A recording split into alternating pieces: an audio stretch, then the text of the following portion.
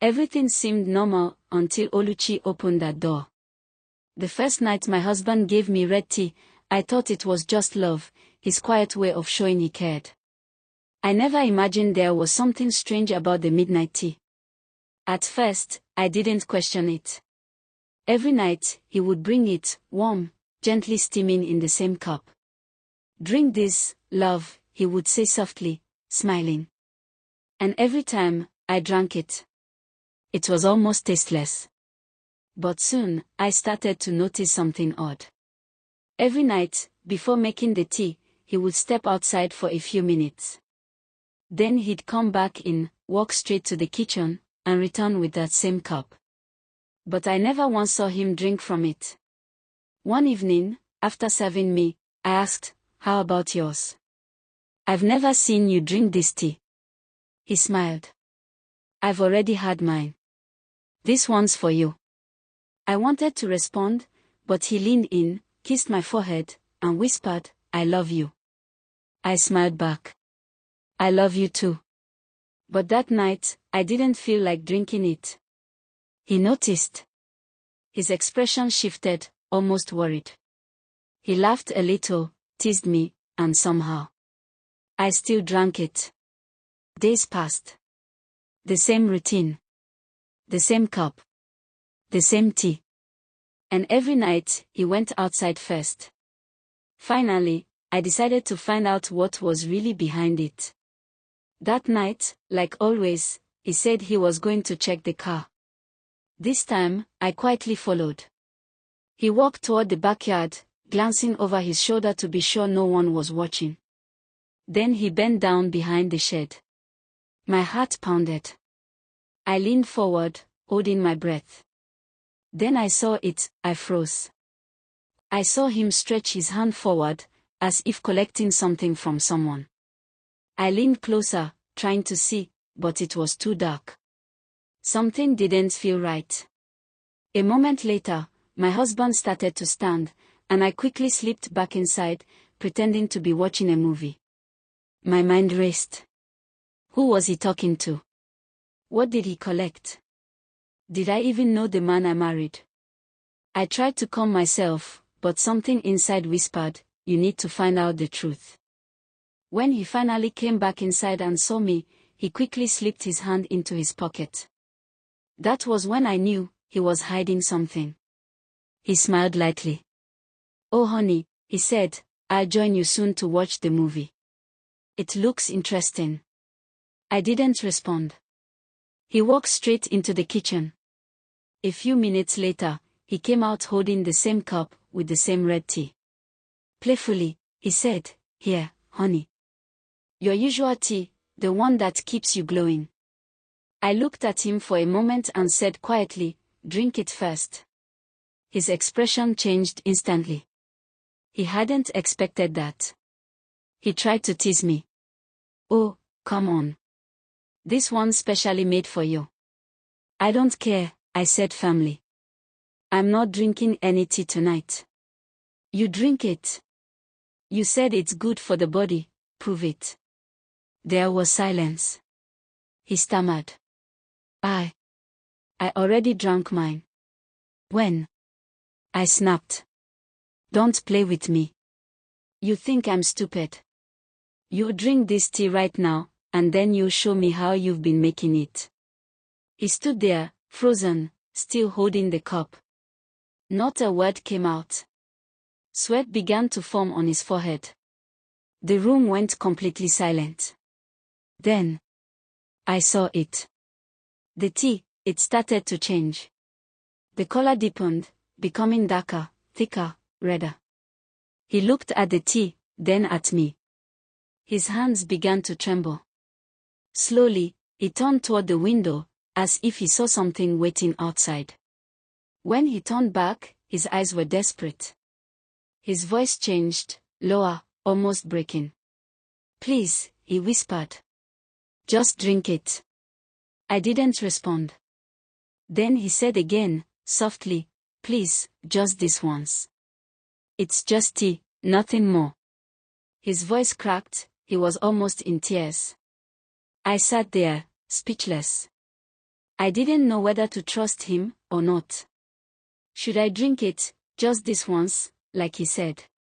But if it's safe, why has he never drunk it himself? Why does he go out first, then hide to make the tea? I took a deep breath, shook my head, and whispered, I can't. I can't drink it. His eyes trembled. Please, he said softly. You've known me for years. I took care of you even before we got married. Do I look like someone who could hurt you? Then why are you insisting I drink it? Why? I snapped. What's so special about it? Drink it yourself, maybe then I'll drink too. Then suddenly, his tone changed. The man who was calm, soft, and pleading seconds ago, changed completely. He raised his voice, sharp, furious.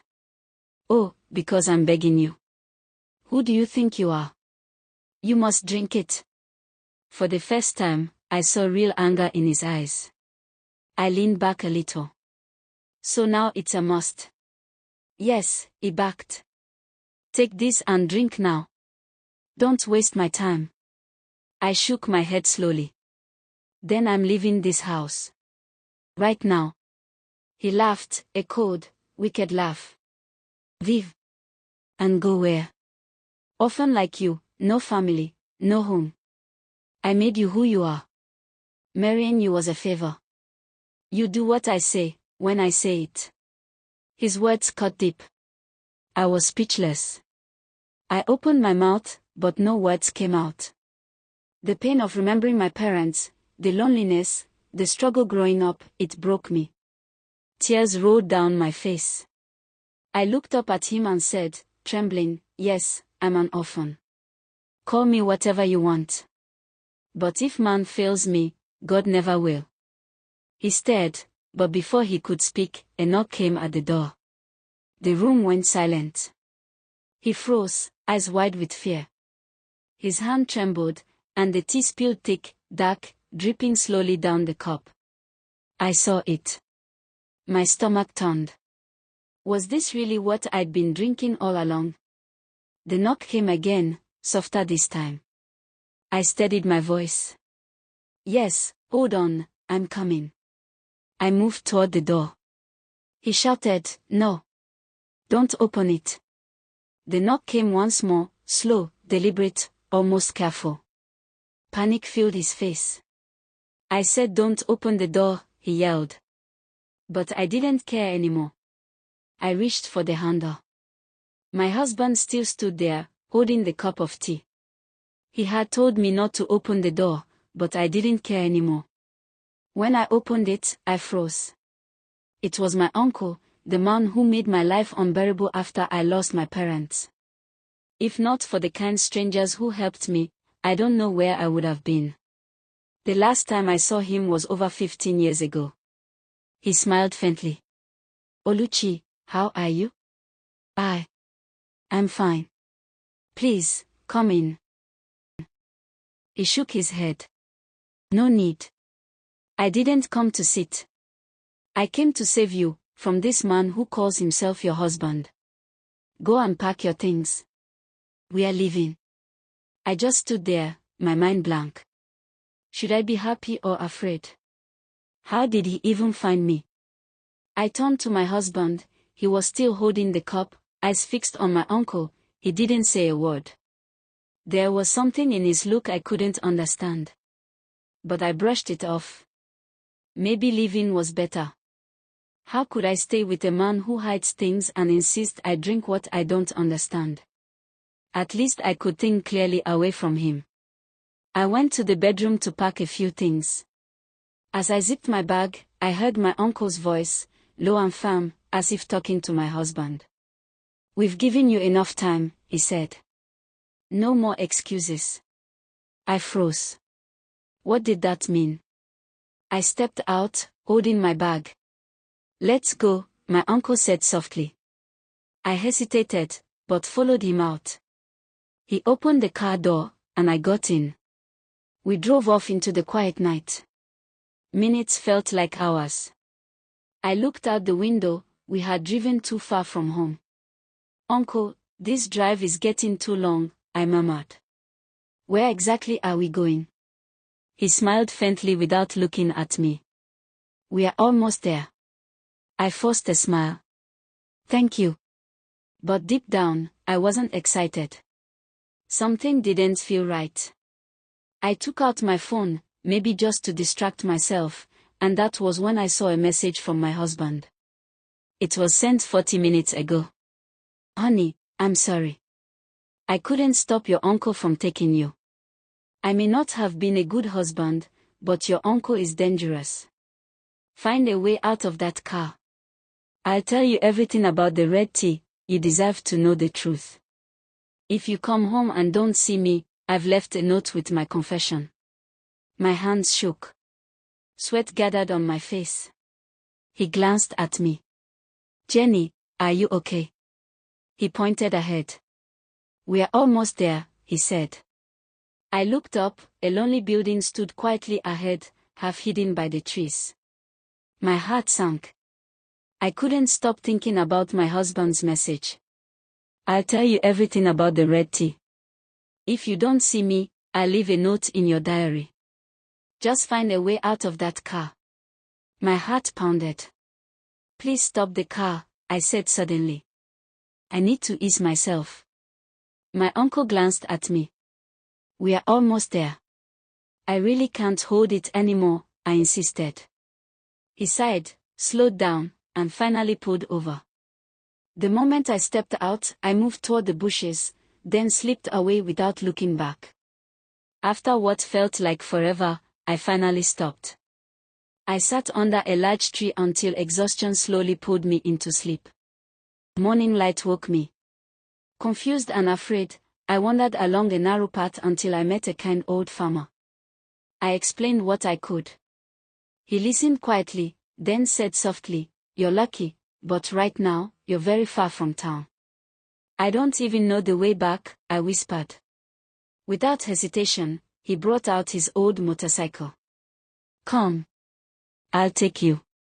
The journey was long, longer than I expected. But he didn't drop me halfway. He took me straight home. When we arrived, I froze. People were gathered outside. Officers, neighbors, and my uncle. My stomach tightened. "Something must be wrong," I whispered. The farmer stayed quietly beside me. As soon as people saw me, they began pointing, murmuring, "There she is. Imagine what happened to her husband. Innocent man, such a sad situation." A cold rush went through me. My uncle stepped forward and quietly told the officers, "That's her." He looked at me like I wasn't even human. Before I could speak, they guided me aside without asking a single question. "Uncle, why all this? Why?" I cried. Tears rolled down my cheeks. But the farmer, he didn't leave. He followed us all the way to the station. When they finally allowed him to speak to me, he hurried over. "Do you have anyone I can call?" he asked gently. I shook my head. "No. I have no one." "Then tell me how I can help," he said. I swallowed hard. "Please, go to my house. My diary is on the table. I'm sure my husband left a note, and that might be the only truth I have right now. Please, get it before anyone else does." "I'm going now," the farmer said, and rushed out. I sat there with my hands shaking, surrounded by uncertainty. What happened to my husband? Why is my uncle after me? What have I done to deserve all this? All I could do was hope that the farmer reached the diary before anyone else did. I was waiting for the farmer to return with the diary, the one my husband said contained the truth about the red tea and why my uncle was after me. But the farmer never came back. I became restless. What happened to him? Did he run into my uncle? Was someone following him? I had no answers. 1 day passed. 2 days. 1 week. Still nothing. No word from him. No one came to speak for me. I felt completely forgotten, until my uncle walked in. "Jenny," he called my name. I looked up but didn't answer. He sneered. "You think you're wise? You think you'll ever amount to anything? You will end exactly where your parents ended. Nothing can stop it." My chest tightened. "Uncle, why?" I whispered. "What do you gain from hurting me? Haven't I suffered enough? I grew up in your house and saw things no child should ever see. I left you, yet you still chase me. What did I ever do to you?" He laughed quietly. "Your father challenged me. I warned him. I told him I would erase anything connected to his name. And you're the last piece." I stared at him, trembling. He leaned forward and said, almost proudly, "That red tea your husband gave you every night. I provided it. It weakened slowly, quietly. And every night I came and made sure he kept to the time. But that last night, he broke my agreement.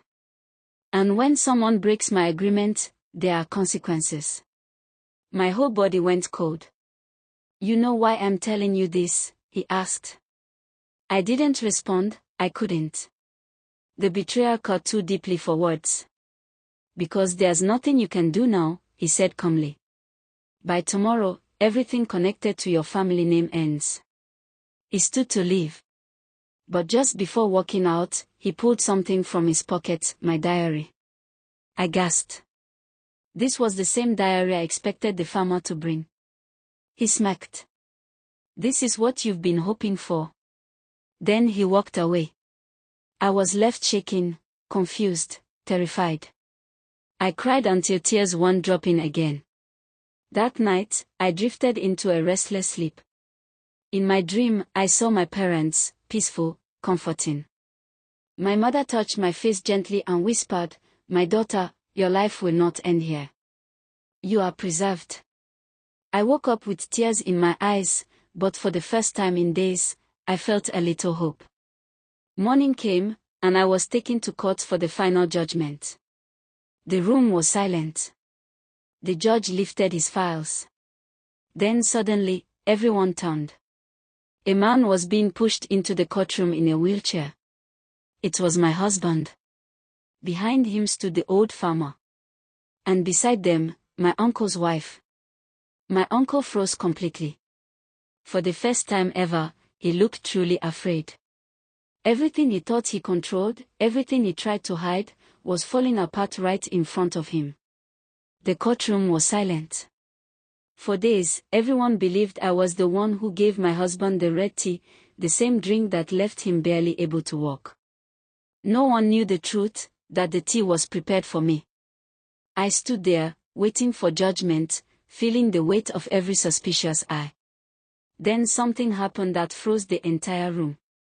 My husband slowly raised his trembling hand.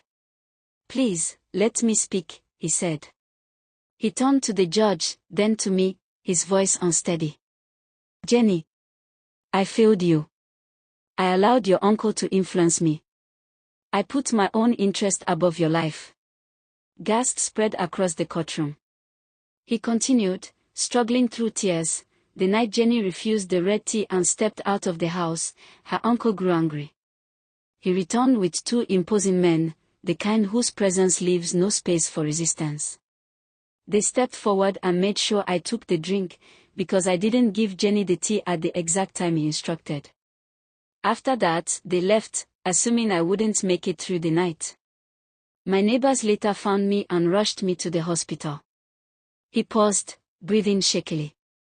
"Whatever the law decides, I accept it. I regret everything. I'm now living with the same pain I once planned for her. Jenny, she is innocent. She knew nothing." Everywhere was silent. My mind raced. Everything I feared was true. If I had taken that tea, it could have been me in that wheelchair or worse. Then my uncle's wife stepped forward, holding a small box. Inside were recordings, years of evidence of what her husband and his group had been doing. The judge frowned. "Where did this come from?" She swallowed hard. I found them in his wardrobe. A few days ago, the old farmer came to our house and begged me to speak the truth. I tried to stay silent, but I couldn't sleep. Today, I finally chose to say everything. The courtroom erupted. And, she added softly, the man Jenny believes she married never paid any bride price. My husband arranged everything. He used me to deceive her, because she had no family to question it. A heavy silence fell over the room. The judge reviewed the evidence, looked at the two men, and struck the gavel. Based on everything presented, Jenny is cleared of all accusations. As for the accused, their actions were deliberate and calculated. They will face the legal consequences. My uncle's face turned pale. My so-called husband broke down. For the first time in a long time, I could breathe. After the trial, I thanked the old farmer, the only one who stood with me when everyone else walked away. I went home with a quiet sense of peace. Troubles rose like a flood, but my Creator lifted a standard against them. Those who dug a pit for me ended up falling into it themselves. A few days later, someone knocked at my door. It was the farmer, holding an envelope. A supporter heard your story, he said. They want to help you start again.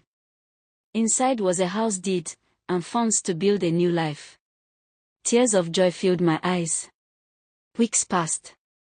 The farmer's first son, a quiet, respectful man, began checking on me often. With time, we grew close. Years later, I married him. We have 3 beautiful children, living in peace, in a home built on truth. As for my uncle and the man I thought was my husband, they faded into the past, each facing the full weight of life. Moral lessons. Never ignore your inner warning. The spirit that protects you will always whisper before danger strikes. Sometimes the people closest to us hide the darkest secrets. Don't judge trust by proximity, judge it by pattern. Kindness can save you, even in places where wickedness walks with 2 legs. Your silence can be louder and more powerful than your words. Not every truth must be spoken immediately.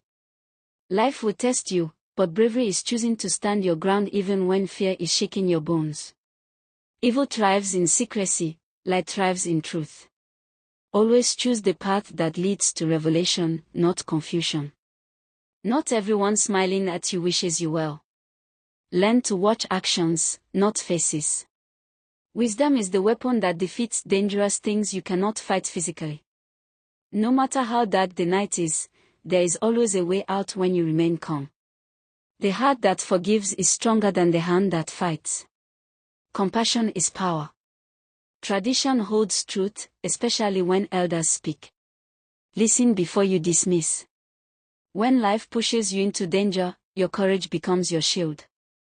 Never underestimate yourself. Sometimes your strength appears only when you are forced to use it. People will disguise their intentions, but character will always reveal the truth with time. Fear is natural, but letting fear control you is a choice. Choose bravery. Your journey will surprise you. Sometimes the path you want is not the path meant for you. Good hearts attract protection.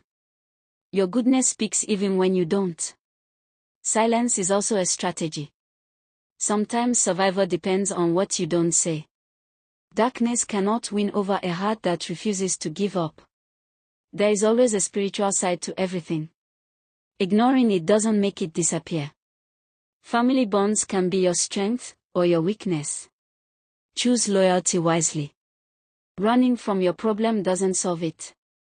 Turning to face it is the beginning of victory. People will betray you, but destiny will never betray you. Never follow the crowd blindly.